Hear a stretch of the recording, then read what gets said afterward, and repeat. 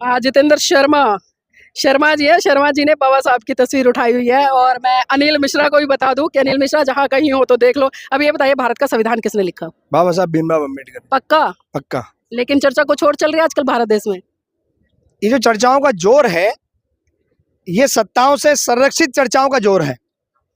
जब जब अभिमानी और घमंडी सत्ताएं जब किसी ऐसे व्यक्ति को संरक्षण देने का काम करती है जिसको एबीसीडी का ज्ञान ना हो, 28 वर्ष में अपने आप को शास्त्री कहने का काम करता हो, और अनिल मिश्रा जैसा व्यक्ति, उसके लिए अपमान शब्द इसलिए मैं यूज नहीं कर सकता क्योंकि वो एक अधिवक्ता है, और अधिवक्ता जैसे व्यक्ति को बाबा साहब के सम्मान में ऐसा अपमान कहने की अनुमति भारतीय जनता पार्टी जो घमंडी सरकार है, ऐसे लोगों को पालने का और पोषने का काम कर लग रही जाएंगे। है। आप भोलेनाथ को चमार बता रहे हो? अरे हिंदू सारे हैं, कौन सा हिंदू नहीं है? सब हिंदू हैं। आप भी हिंदू हैं? सब हिंदू हैं। पक्का हिंदू है? सब हिंदू हैं। अच्छा, बाबा साहब को मानते हो?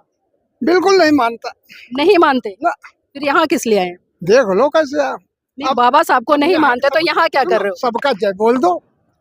नहीं, सबका जय कैसे बोलोगे? आप जिस संविधान से इस भारत देश में खड़े हैं, आप कह रहे मैं नहीं मानता उसको। अब आप वैसे पूछ ही रहे हो, इस सभा में आया हूँ, पगड़ी बांधा हूँ, पहचान तुम्हें पूरी होनी चाहिए। नहीं, ऐसे तो बहुत सारे लोग आ जाते हैं।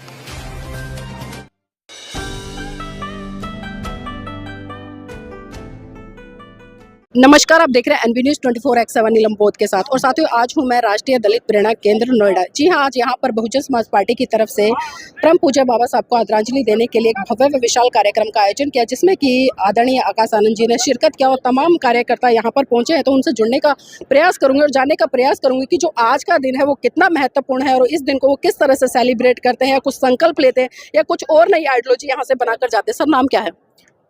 मेरा नाम अजय सरफराज रहीन है, सहारनपुर से। सहारनपुर से हैं। सर, जानना चाहूंगी, जो बहुजन समाज पार्टी की तरफ से आज कार्यक्रम यहाँ पर आयोजित किया गया है, तो पहले ये बताइए, जो बाबा साहब है, आपके जीवन में उनका कितना बड़ा योगदान है? बाबा साहब का तो हमारे जीवन में क्या, सभी जितने भी दलित, पिछड़े, शोषित, वंचित जो लोग हैं, उनके जीवन में सबसे बड़ा महत्व है, क्योंकि बाबा साहब ने उनको जीना सिखाया, उनके लिए हक अधिकार की लड़ाई लड़ी, उनके लिए संविधान लिखा। लेकिन आज लोग ये कहते हैं कि जो बाबा साहब है वो सिर्फ दलितों के नेता थे, उन्होंने दलितों के लिए काम किया, दलितों की आवाज उठाई, तो इस बात से कितना सहमत है? वो बहुत बड़े बेवकूफ लोग हैं जो इस बात को कहते हैं। बाबा साहब ने सबको सम्मान दिया है, जो जिस हिसाब से था उसको उस हिसाब से उनका काम किया है। अच्छा, भारत देश में हम देख रहे हैं कि तमाम तरह से हिंदू राष्ट्र की मांग उठ रही है, हिंदू यात्राएं निकल रही है, लोग कह रहे हैं कि जो भारत में यदि रहना होगा तो जय श्री राम कहना होगा। तो इस तरह की जो स्टेटमेंट आ रही है, इस तरह के जो साधु संत वो निकले हुए, इनको किस तरह से देखते हैं? कहीं ना कहीं ये संविधान की अवहेलना नहीं कर रहे हैं? संविधान की अवहेलना तो है ही, लेकिन अब क्या करें, सरकार ही ऐसी है। माननीय बहन जी की जब जब सरकार रही, जब जब ऐसे लोगों को तो जेल में डालने का काम किया है बहन जी ने। कोई भी हुआ, जैसे लोग कहते हैं कि अब ये गुंडागर्दी खत्म कर रहे हैं, इन्हें गुंडों को जो है जेल के अंदर डाल रहे हैं, तो जो असली गुंडे हुआ करते थे वो माननीय बहन जी से पहले हुआ करते थे, जिनको गुंडे भी कहा करते थे, बदमाश भी कहा करते थे, उन लोगों को बहन जी ने जेल में डालने का काम किया, उनको सजा दिलाने का काम किया। अब क्या है, अब तो एक मुर्गी चोर को जो है गोली मार के बताते हैं एनकाउंटर कर दिया। बहन जी ने असली गुंडों को अंदर किया। ये ताकत आ कहाँ से रही है? लोग कभी महिलाओं पर टिप्पणी कर जाते हैं भद्र, कभी जो धर्म को लेकर है उस पर टिप्पणी कर जाते हैं, कभी किसी को अपमानित कर देते हैं, कभी किसी को मतलब एक तरह से थूक चटा देते। तो इतनी हिम्मत आ कहाँ से रही है इन लोगों में? इनकी हिम्मत को तो बहन जी आपको ही पता है, ये आपको ही पता है इतनी हिम्मत इनकी कहाँ से आ रही है। अगर माननीय बहन जी की सरकार लोग ले आए तो जो ये कुछ लोग हैं जो जिनकी आप बात करिए, कुछ लोग हैं, वरना माननीय बहन जी की अगर सरकार आ गई तो ऐसे लोगों को तो ये तो फटकने भी नहीं, देखने के भी नहीं। जो ये पक्ष और विपक्ष ये दोनों मिलजुल के हिंदू मुस्लिम का काम करते हैं। जो हिंदू कुछ उधर से दिलवा देते हैं, कुछ हमारे लोगों से बयान दिलवा देते हैं, वो मुस्लिम एक तरफ और हिंदू एक तरफ, वो सरकार बन जाती है। ये हमारी बहुजन समाज पार्टी की जो सरकार बनने का काम नहीं हो रहा, वो इन्हीं लोगों की वजह से नहीं हो रहा। ये अपने आतंक चला रहे हैं। लेकिन कहीं ना कहीं हम देखते हैं कि जो कभी मुसलमान के नाम पर लड़ा दिया जाता है, कभी दलित के नाम पर लड़ा दिया जाता है, कभी पिछड़े के नाम पर लड़ा दिया जाता है, तो ये जितने भी SC ST OBC है, ये इकट्ठे क्यों नहीं हो रहे हैं? ये इकट्ठे होंगे। अब बहुत ज्यादा इन्होंने उत्पीड़न सह लिया, 12-13 साल इन्हें हो गया उत्पीड़न सहते हुए, तो अब इकट्ठे होने का काम कर रहे हैं। जब तो ये तो हर साल यहाँ ये प्रोग्राम होता है 6 दिसंबर का बाबा साहब का, ये हर साल लोग आते हैं। अब क्यों कुछ ज्यादा तादाद में आए, अभी आपने 9 अक्टूबर में देखा हो माननीय काशीराम साहब के उस पर, तो वहाँ भी बहुत लोग आए थे। तो अब लोगों के समझ में आना शुरू हो गया। अभी 1 साल विधानसभा चुनाव में है यूपी में। तो आपके इलाके से जो मुस्लिम समुदाय के लोग हैं, बसपा की तरफ कितने आ रहे हैं इस समय? हमारे समाज के बहुत लोग अब समझ चुके हैं कि ये लोग तुम्हारे साथ धोखा कर रहे हैं। ये जो समाजवादी के लोग हैं, जो अखिलेश यादव हैं, इन लोगों ने मुस्लिम समाज के नेताओं को ही खत्म कर दिया, तो वो लोगों की समझ में आ रहा है, इसलिए बहुजन समाज पार्टी की तरफ मुस्लिम जुड़ने का काम कर रहे हैं। अच्छा, हम देखते हैं जो भारतीय जनता पार्टी कहीं ना कहीं मुसलमानों को लेकर एक बड़ा गंदा सिनेरियो फैलाती है, आपस में एक द्वेष की भावना पैदा कर देती है, लेकिन कहीं ना कहीं जो आरएसएस के बड़े नेता है या भारतीय जनता पार्टी के बड़े उनके घर में ज्यादातर मुस्लिम दामाद है, तो क्या ये दोहरी रणनीति नहीं लगती कि आम जनता को तो लड़ा देना और अपने घर में दामाद और बेसे दामाद मुसलमानों को? ये इनका काम आज से नहीं है। ये कोई भी मुस्लिम समाज के कोई जो बड़े लोग हैं, जो पैसे वाले हैं, या नेता हैं या अभिनेता हैं, ये जो आरएसएस के लोग हैं, ये उनके घरों में अपनी लड़कियां तक दे देते हैं और उनकी भी ले भी लेते हैं। तो ये तो इनका पुराना धंधा है, ये आज का धंधा नहीं है। मतलब प्योर राजनीति है। जो राजनीति 100%। जी, इसी कड़ी मेरे साथ में बाबूजी भी है और कुछ वेशभूषा आप देख रहे होंगे, ऊपर नीला है और नीचे भगवा। बाबूजी नाम क्या है? मेरा नाम है कलेश्वर। कलेश्वर। कलेश कराते रहते हो क्या? बाबा भोलेनाथ योगी, आगे लिख दो चमार। मतलब भोलेनाथ भी है और चमार भी है, ये कैसा तालमेल है? हिंदू लोग पीछे लग जाएंगे, आप भोलेनाथ को चमार बता रहे हो। अरे हिंदू सारे हैं, कौन सा हिंदू नहीं है, सब हिंदू हैं। आप भी हिंदू हैं? सब हिंदू हैं, पक्का हिंदू है? सब हिंदू हैं। अच्छा, बाबा साहब को मानते हो? बिल्कुल नहीं मानता। नहीं मानते? ना। फिर यहाँ किस लिए आए? देख लो कैसे आप। नहीं, बाबा साहब को नहीं मानते तो यहाँ क्या कर रहे हो? सबका जय बोल दो। नहीं, सबका जय कैसे बोलोगे? आप जिस संविधान से इस भारत देश में खड़े हैं, आप कह रहे मैं नहीं मानता उसको। अब आप वैसे पूछ ही रहे हो, इस सभा में आया हूँ, पगड़ी बांधा हूँ, पहचान तुम्हें पूरी होनी चाहिए। नहीं, ऐसे तो बहुत सारे लोग आ जाते हैं, ऐसे तो बहुत सारे लोग आते हैं। हम अकेले बहुत हैं। आधार कार्ड दिखा रहे हैं? आधार कार्ड नहीं, ये तुम्हारे हमारी सबकी जो बुद्धि खराब हो गई है, भीड़ दिखाने को हो जाते हैं लेकिन वोट के लिए नहीं हो पाती। अब वोट किसको देते हो? फिर वही बात, अब देखो पर्चा ये पढ़ लो। नहीं, वो तो मैं पढ़ लूंगी। पढ़ने वाला नहीं हूँ भाई, जो बोला नहीं हूँ या बोलता नहीं। हाँ आप कलेश्वर भी हैं, चमार भी हैं, हाँ। भोले बाबा भी हैं, चाबी समझ नहीं आ रहा। दिमाग में चाबी भर दिया लोगों के कि ये रंग कैसा पहना है, सब वही है, ये इसी में सब भूल गए हैं। पहचान तो वेशभूषा से होती है ना। एक पहचान किसी चीज की नहीं पहचान, सब एक है। कपड़ा का है, कपड़ा कोई से पहने, कहाँ एक? सब साधु पहने। अभी आपने कहा मैं चमार हूं, मैं इनसे पूछूंगी आप क्या हैं भाई जी?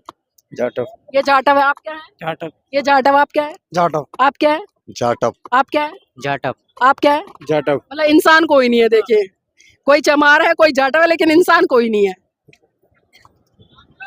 कहने को मतलब दो बार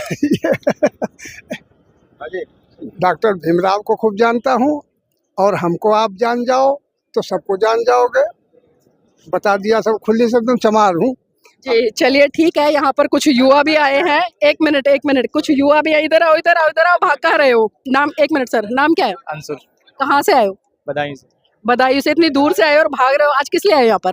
आज ये व्यवहार ही है, हमारे बहन को हमारे से आ रही है तो। हाँ, थोड़ा जोर से बोलो। अरे बुआ जी आ रही है ना, इसलिए आया हूँ। अच्छा, बुआ जी आ रही है। कौन सी वाली बुआ जी? कौन सी बहन? मैं मायावती हैं, और कौन है? अच्छा, वो आपकी बुआ जी है। किसने कहा वो आ रही है आज? आज पता चल जाता है किस लिए आ रही है? अच्छा ये बताओ। यहाँ 6 दिसंबर है ना। 6 दिसंबर का क्या हुआ था? बाबा साहब की मतलब महापूर्ण बस मृत्यु हुई थी उनकी। मृत्यु हुई थी। आपका नाम क्या है? लोकेश कुमार। कहाँ से आए? बदायूं। बदायूं से। आज किस लिए आए यहाँ पर? जी, बाबा साहब का आज मृत्यु दिवस है तो इसलिए मनाने आए थे, और सुना था बहन जी आ रही हैं यहाँ पर। अच्छा, बाबा साहब के बारे में कुछ जानते हैं? जी बताइए, क्या जानते हैं? जो उन्होंने मतलब हमारे भारत का मतलब संविधान लिखा था। भारत का संविधान लिखा था। और देखिए यहाँ पर गुलामगिरी है, बाबा साहब की तस्वीर है, भगत सिंह की है, साहब मान्यवर काशीराम जी की है, बहन जी की है, बाबा साहब की है, फिर बहन जी, फिर राष्ट्रपिता ज्योतिबा फूले। और ये वो लोग हैं जिन्होंने इस भारत देश में बहुत बड़ी क्रांति की है। अब इन्हीं से जान लेना चाहती हूँ कि जो खाली आज तस्वीर उठाकर और झंडा उठाकर आए हैं, ये इन महान पुरुषों की विचारधारा को आगे बढ़ाने के लिए काम भी कर रहे हैं या नहीं? आदरणीय जी, नाम क्या है? ज्ञानचंद जी। कहाँ से आए हैं? मेरठ से जी। मेरठ से आए हैं। आपके हाथ में भगत सिंह की तस्वीर है और आज बाबा साहब का परिनिर्वाण दिवस है, तो भगत सिंह की कोई 2 बातें बताएं जिससे कि भारत देश के लोग क्रांति कर सके और उन्हें समझ सके। भगत सिंह ने जी देश अपना आज़ाद करने के लिए अपने प्राण न्यौछावर कर दिए थे। इसी उपलक्ष्य में बाबा साहब का प्रांत मनाया जा रहा है। आज क्या संकल्प लेकर जाएंगे यहाँ से? आज संकल्प लिए जाएंगे कि 2027 का चुनाव जो हमें जीतना है। कैसे जीतेंगे? ये वोटों से जीतेंगे जी। वोटों से जीतेंगे। चलिए, हमारी मंगल कामनाएं आपके साथ में। किसकी तस्वीर आपके हाथ में? काशीराम जी की। कौन है ये व्यक्ति?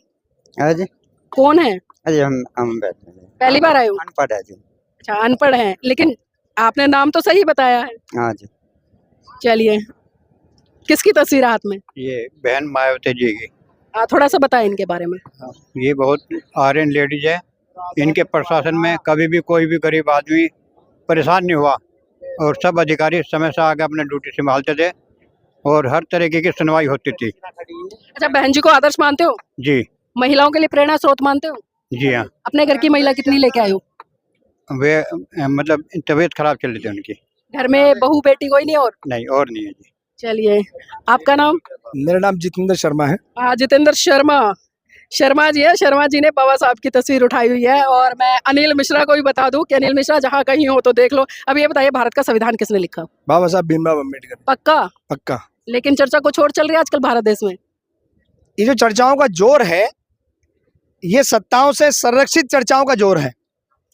जब जब अभिमानी और घमंडी सत्ताएं जब किसी ऐसे व्यक्ति को संरक्षण देने का काम करती है जिसको एबीसीडी का ज्ञान ना हो, 28 वर्ष में अपने आप को शास्त्री कहने का काम करता हो, और अनिल मिश्रा जैसा व्यक्ति, उसके लिए अपमान शब्द इसलिए मैं यूज नहीं कर सकता क्योंकि वो एक अधिवक्ता है, और अधिवक्ता जैसे व्यक्ति को बाबा साहब के सम्मान में ऐसा अपमान कहने की अनुमति भारतीय जनता पार्टी जो घमंडी सरकार है ऐसे लोगों को पालने का और पोषने का काम कर रही है।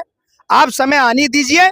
हमने एक जमाना वो भी देखा था इस दुनिया में कि जो भगवाधारी अपने आप को आज राष्ट्र भक्त मानते हैं, वो भगवाधारी एक जमाने में उनको छुपने की जगह नहीं मिली। संविधान के खिलाफ जरा सी ची पटाक 1 इंच बात बोलने के बाद उन लोगों को कहीं मुंह छुपाने की जगह नहीं मिली। आज वो समय फिर दोबारा आने वाला है।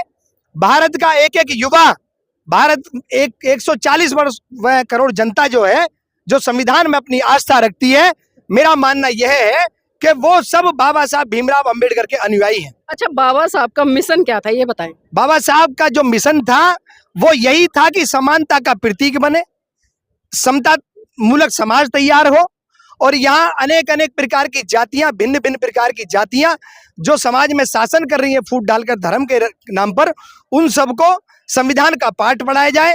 और ऐसी किताब लिख करके बाबा साहब ने तैयार की कि जिसमें भारत के संविधान में हर आदमी के धर्म का सम्मान हो, हर आदमी की इज्जत हो, और हर आदमी के लिए बराबर का हक और बराबर की भागीदारी बने। अच्छा, बाबा साहब अपने अंतिम दिनों में कौन सी पुस्तक लिख रहे थे, कुछ याद है?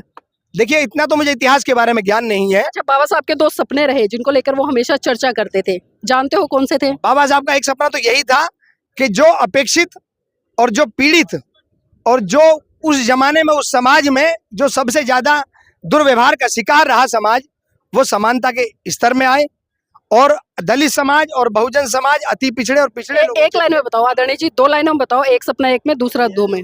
समानता का प्रतीक सबसे बड़ा रहा, और जाति और धर्म की यहाँ से विदाई हो जाए। बाबा साहब भीमराव अंबेडकर जी का यही सपना था। कौन से धर्म की विदाई हो? सभी धर्मों की, जो भी धर्म, अनेक अनेक प्रकार में धर्म जो रहते हैं। लेकिन बाबा साहब तो अपने अंतिम दिनों में 1935 में जिस तरह से उन्होंने घोषणा की कि मैं हिंदू धर्म में पैदा हुआ लेकिन मैं हिंदू धर्म में मरूंगा नहीं, और ठीक 21 साल बाद वो 14 अक्टूबर 1956 को बाबा साहब नागपुर में बौद्ध धर्म की दीक्षा ले रहे हैं, और अपने अंतिम दिनों में जो उनका आखिरी पुस्तक थी वो था बुद्ध और उनका धम्म, ये लिख रहे हैं। और इस भारत देश के तमाम लोगों को संदेश दे रहे हैं कि जो व्यवस्था आपके ऊपर अत्याचार करती है, शोषण करती है, आपको गुलाम बनाती है, आपको उस व्यवस्था को छोड़कर बुद्धिज्म की तरफ बढ़ना चाहिए जो एक मानवतावादी संदेश देती है।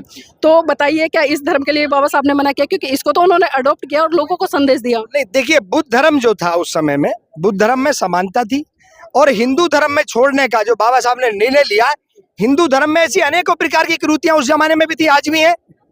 हिंदू धर्म में तो आज लोग संविधान को दरकिनार करके हिंदू राष्ट्र की घोषणा करने का काम करते हैं, राष्ट्र में चेतना जगा रहे हैं और तरह तरह की रैली निकाल रहे हैं। तो बाबा साहब ने यह कहा कि मेरी मजबूरी है कि मैं हिंदू धर्म में पैदा तो हो गया हूं, लेकिन ना मरने का अधिकार मेरा स्वयं का है, और मैं हिंदू धर्म में मरना नहीं चाहता। जब वो 35 वर्षों तक उसमें बाबा साहब की बात सही थी? जी बिल्कुल सही थी। ये बताइए, आपने वो बात मानी? जी, बाबा साहब की बात मानी? बुद्ध के रास्ते पर, चलाए हुए रास्ते पर चलने का काम भारत देश कर रहा है, और नहीं, आप करें नहीं करें, क्योंकि आप मैं- मुझे बड़े मैं- एक्टिव लगे, जागरूक मैं दिखाई ब्राह्मण दे। समाज से हूँ। हाँ, तो क्या हुआ? कोई बात नहीं, मैं बाबा साहब भीमराव अम्बेडकर के विचारों को फॉलो करता हूँ, बुद्धिज्म का सम्मान करता हूँ, और बहन जी के आदेश के अनुसार, बाबा साहब संविधान के अनुसार, मान्यवर काशीराम जी का जो भारत का सपना है जन जन तक पहुंचाने का काम मैं कर रहा हूँ, और आगे आने वाले समय तक ऐसे ही निरंतर हम लोग करते रहेंगे। आखिरी सवाल आदरणीय जी, अभी हिंदू हैं या बौद्ध हैं? जी, अभी हिंदू हैं या बौद्ध हैं? मैं सबसे पहले भारत का नागरिक हूँ और बहुजन समाज पार्टी का सिपाही हूँ, इंसानी हूँ, इस भारत का संविधान का इंसान तो हो। बस। इसके मैं अलावा बाबा साहब के अनुसार किसी बोल रही धर्म को जब ना मानने वाला व्यक्ति होता है तो वो सर्वप्रथम भारतीय व्यक्ति होता है और संविधान का अनुपालक होता है। जी, चलिए, जाति बहुत और विशेष बहुत धर्म बहुत में नहीं साधुवाद। बांटते। अच्छा, ये बताइए, तस्वीर किसकी है? बहन जी की, हाँ? बहन मायावती की। अच्छा, क्या करा इन्होंने? इन्होंने समाज को जोड़ा है, और जो शोषित पिछड़े वर्ग जो अपने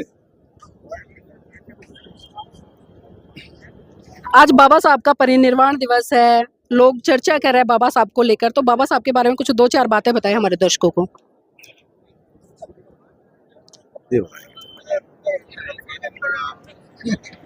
तो देखिए, मैं कई बार मुझे पीड़ा भी होती है, क्योंकि मैं अक्सर एक बात कहती हूँ कि किसी भी महान पुरुष की जय जयकार करने से अच्छा है उसे पढ़ लो, समझ लो, उसके बारे में जान लो कि उसने कैसे क्रांति की, किस विचारधारा में जाके क्रांति की और किन लोगों के लिए क्रांति की। अगर इतना भी इन लोगों ने पढ़ लिया तो मुझे लगता है बहुत बड़ी क्रांति भारत देश में हो जाएगी। साथियों, मैं चाहूँगी आप इस वीडियो को लाइक करें, शेयर करें और अपनी प्रतिक्रिया जरूर दीजिएगा कि आज की ये महत्वपूर्ण चर्चा आपको कैसी लगी।